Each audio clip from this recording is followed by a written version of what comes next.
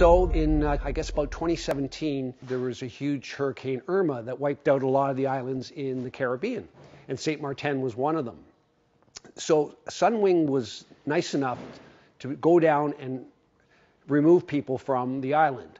So they were sending a 737 down there. So GlobalMedic sent down 4 of us in the plane with all our equipment, just us, and a 747.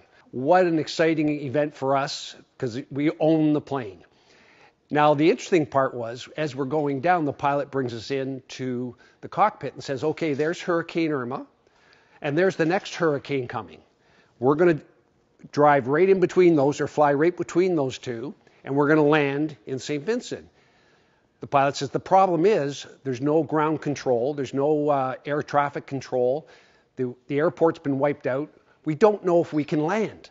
So we're going to have to fly by, see if there's enough runway to land, and we'll land. If we can't, we're going to St. Lucia, and you're not going to St. Martin. So it was pretty exciting. So we went in, and sure enough, he looked, he says, you know what? I used to fly little planes up north. I can drop this baby down here. We said, let's do it. So he flew in, put that plane down, threw the brakes on. I could feel all the stuff shifting in the plane, and we're all safe on the ground.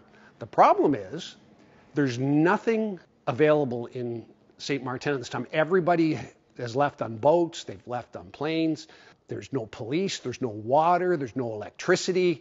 Barely any internet. We're at the airport with all our stuff.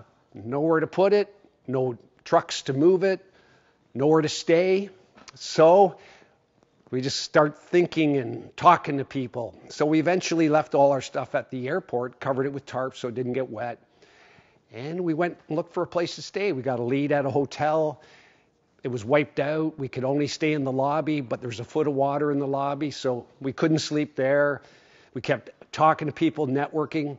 So we ended up actually getting a place to stay in, there was a U.S. medical university that was fairly intact.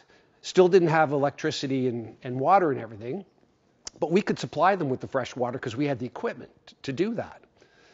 So they let us stay there and let us stay in the operating room. So we were sleeping on operating tables, which was better than the floor, but they're easy to fall off of when you're rolling at night. So we ended up sleeping more on the floor than the actual operating tables.